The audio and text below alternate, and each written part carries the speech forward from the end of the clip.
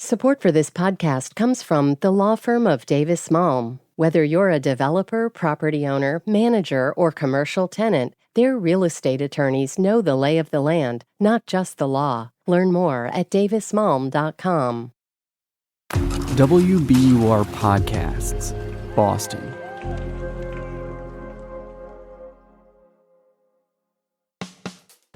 I'm Daryl C. Murphy, and you're listening to The Common.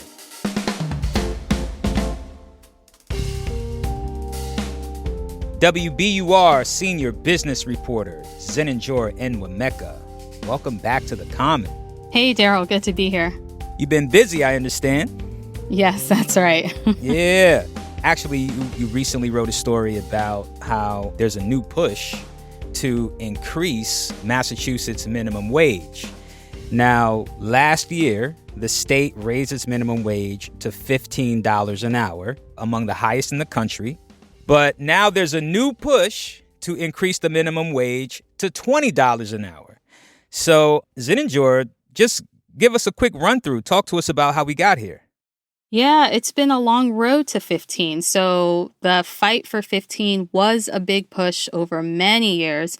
It actually started over a decade ago. And in Massachusetts, legislation to make that a reality finally came to fruition in 2018. And it was part of this so-called grand bargain, this massive piece of legislation in 2018. And that legislation kept the issue off the ballot.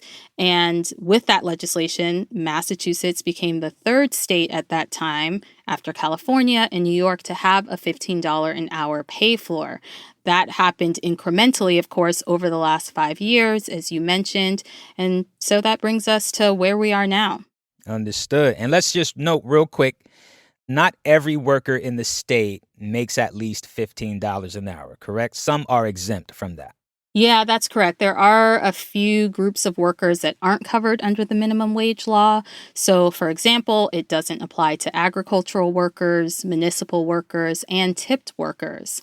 And maybe it might be worth me noting that, there are some other efforts underway to increase pay for those various groups. So there are some other bills and ballot measures aimed at addressing those particular groups that are exempt from the minimum wage law.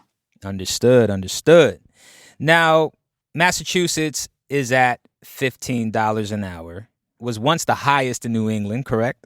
But now it's been exceeded by Connecticut, whose minimum wage now is at $15.69. Yeah, that's correct. That just happened, actually. At the start of the year, Connecticut just passed Massachusetts for the highest minimum wage in New England. And that's because their minimum wage is tied to inflation. Right. So speaking of inflation, it took 5 years of incremental increases to get Massachusetts to a $15 minimum wage. Now, a lot has changed economically over this time.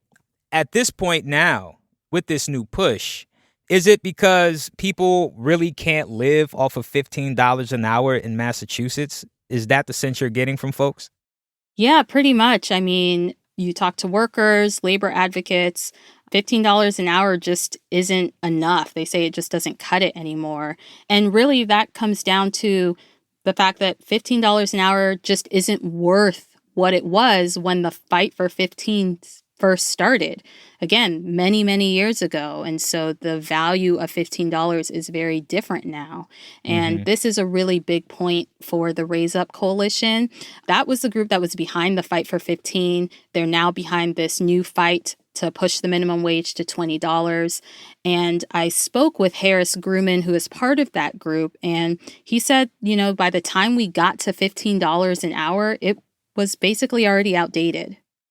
If the minimum wage was worth in real dollars what it was worth at $15 in 2018 when we passed the bill to raise it to that, it would be worth $18 today. So it's already quite a bit behind what our goal was at the time we passed the bill. And another thing that I think is important for people to think about is take-home pay. So what is it that people are actually able to take home after taxes, after paying health insurance? After both of those things, you're really not left with much if you make $15 an hour. And that was a point made to me by a Starbucks barista that I spoke with named Rob Stevens, who lives in Peabody. Everyone hears the hourly wage and they think, oh, that's good. But nobody thinks of the course of a month after taxes. And what that leads to is like we make sacrifices. We're not only balancing bills, but we're figuring out what we can go without. Yeah, so, Stevens explained to me that him and his family sit down every month, figure out what they can't go without. And right now, for them, that means no heating oil. And he's also, skipping on some much needed dental work because it's just too expensive and he can't swing it right now.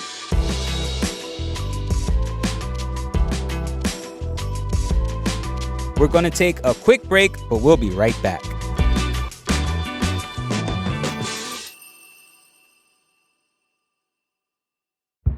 Did you kill Marlene Johnson?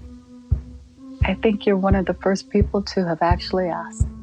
From WBUR and ZSP Media, this is Beyond All Repair, a new podcast about an unsolved murder that will leave you questioning everything. Somebody should be in jail for murdering my sister. A woman who's never been believed. As long as they think I have done this, then they're not looking for who actually did this.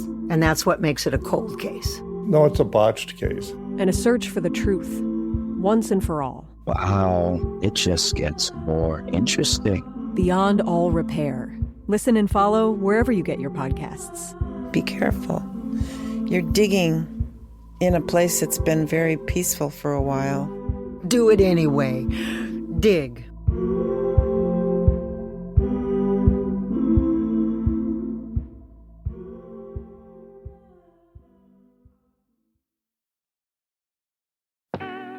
And we're back with more from Zeninjor and Enwemeka.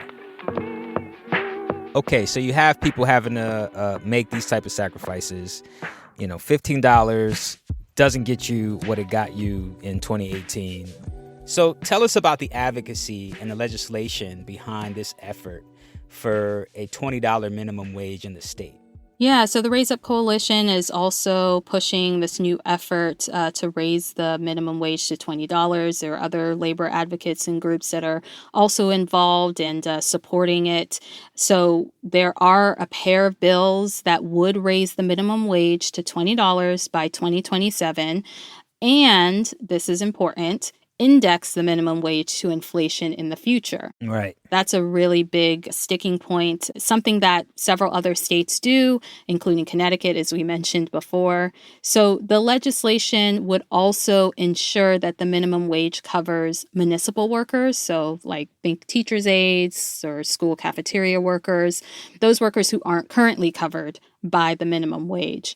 The current legislation would also increase the sub-minimum wage for tipped workers to $12 by 2027, and then further setting it at 60% of the full minimum wage for future years. Mm-hmm. What kind of support does that have right now? Well, labor advocates feel that, they have a lot of support. But, right now the legislation remains in committee, so we'll have to sort of wait and see what happens. And of course, there are those who very much do not support this and oppose raising the minimum wage even further. Yes, that brings me to my next question.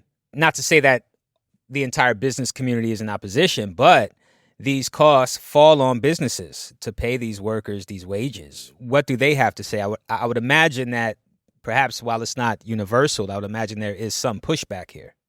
Yeah, there's definitely pushback from some business groups that very much oppose this. They say that increasing the minimum wage makes it harder, particularly for small businesses to operate.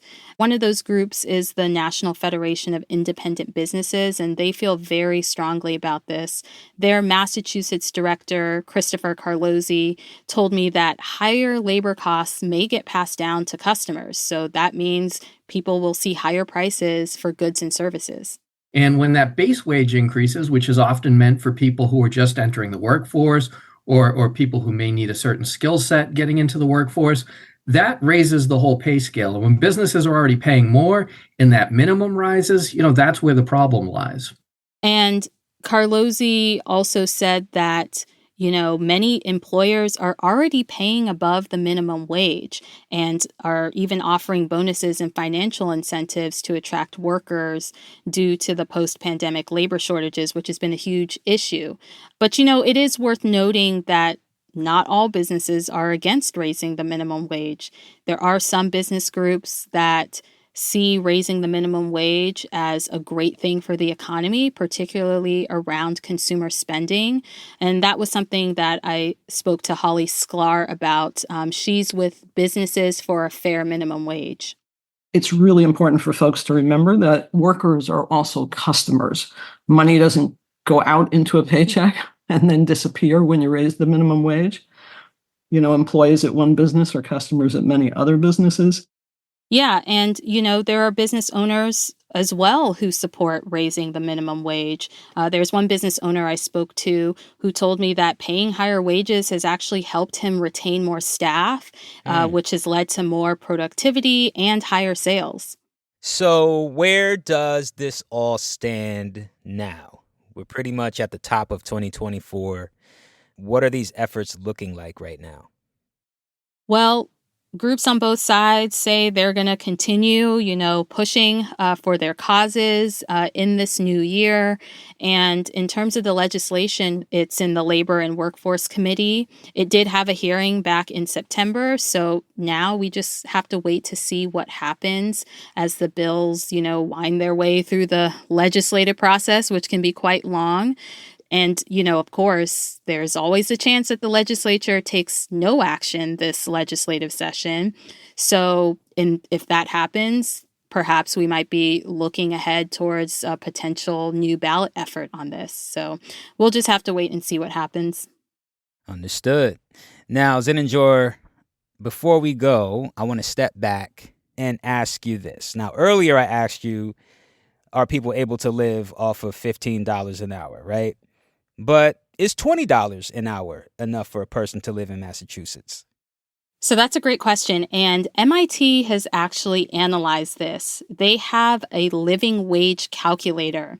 And for example, it found that a single adult with no children working full-time in Massachusetts needed to earn $21.35 an hour in 2023 to support themselves. That living wage calculator also does a number of other calculations, including if you have kids, if it's a 2-person household, 4-person household. It's very interesting. And the other part of that analysis that's important is the fact that it does factor in critical expenses. And that's something that this minimum wage fight really highlights. Raising the minimum wage is one thing that many people feel is very necessary right now, given what it actually costs to live. There is also a recognition amongst the labor advocates that I spoke to that there's also a need to address housing affordability. We are in a housing crisis in Massachusetts, and so there are some of these expenses that really cause a lot of tension for people who earn minimum wage. And even if we increase the minimum wage, housing and some of these other costs will continue to be challenges. And so many people feel those things need to be addressed as well. Understood.